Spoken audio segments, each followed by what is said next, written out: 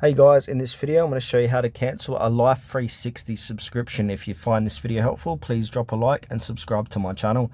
In saying that, let's just jump straight into the video.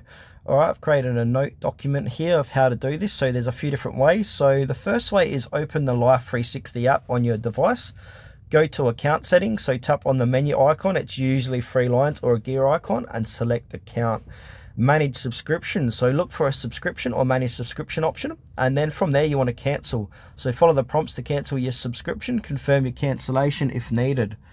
Now if you've subscribed via the App Store, so for iOS device users, go to your settings, then click onto your name, then click subscriptions, then select Life360 and tap cancel subscription. And on Android device users, click on the Play Store, and then from here you want to click onto your user profile, which is top right hand corner of your screen. Click on payment and subscriptions, click on subscriptions, and your Life360 membership will be active here. So simply click onto it and click cancel. And if you got any remaining days left on that subscription, that will be active until the end of that time.